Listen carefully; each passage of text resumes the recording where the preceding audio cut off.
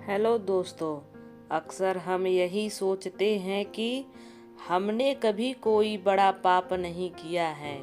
इसके बावजूद ईश्वर हमको किस बात का दंड दे रहा है? यह दंड वही होता है जो हम पर निंदा का पाप कर संचित करते रहते हैं। हमारे हिंदू धर्म ग्रंथों में इसे सबसे बड़ा पाप माना गया है। आइए हम इसे एक कहानी के माध्यम से जानते हैं। एक राजा के राज दरबार में ब्राह्मण भोज के आयोजन के लिए 56 भोग महल के खुले आंगन में बनवाए जा रहे थे। तभी अनजाने में एक हादसा हो गया। एक बाज पक्षी भोजन की तलाश में आकाश में विचरण कर रहा था। तभी अचानक धरती पर उसे एक सर्प दिखाई देता है। वह उड़ते हुए तुरंत आता है और उसे तुरंत अपने चोंच में कसकर पकड़ लेता है। बाज से छुटकारा पाने के लिए सांप ने फुफकार भरी और साथ ही जहर उगला। उसके मुख से निकली जहर की कुछ बूंदें नीचे पक रही रसोई के व्यंजनों में गिर गई और किसी को पता भी नहीं चला। जहरीले भोजन के खाने से सभी ब्राह्मण काल के गाल में समा गए। जब राजा को इस बात का पता चला तो ब्रह्म हत्या के पाप ने उसको दुखी कर डाला।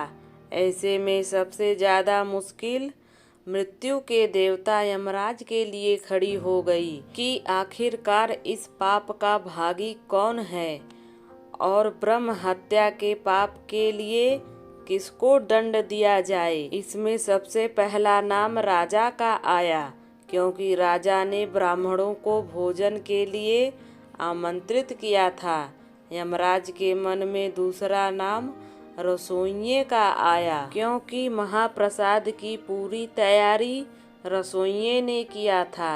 यमराज को तीसरा ख्याल बाज का आया, जो सांप को पकड़कर ले जा रहा था।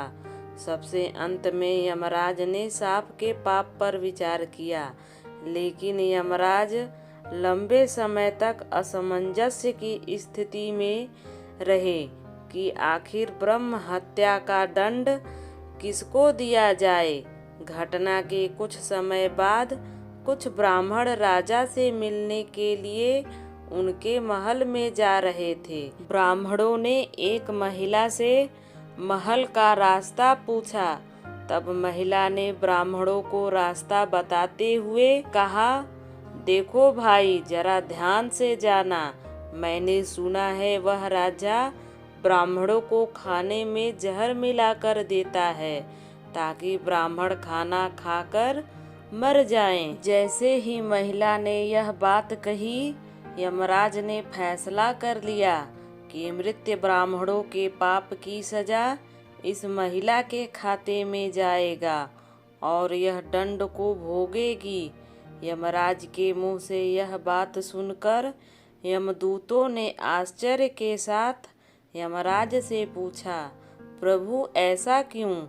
तब यमराज ने कहा, जब कोई व्यक्ति पाप करता है तो उसको पाप कर्म करने में बड़ा आनंद आता है। ब्राह्मणों की मौत से न तो राजा को, न रसोइये को, न बाज को और न ही सांप को आनंद आया। ये सभी इन अपराध से अनजान थे। इस महापाप के दुर्घटना का इस महिला ने जोर शोर से बखान कर जरूर मजा लिया। इसलिए ब्रह्म हत्या का सारा पाप इसके खाते में जाएगा और यही असली सजा की हकदार है। इसलिए दोस्तों, इंसान को अच्छे कर्म करते हुए चोरी, हत्या, पाप और दूसरों की निंदा से सदैव बचकर रहना चाहिए।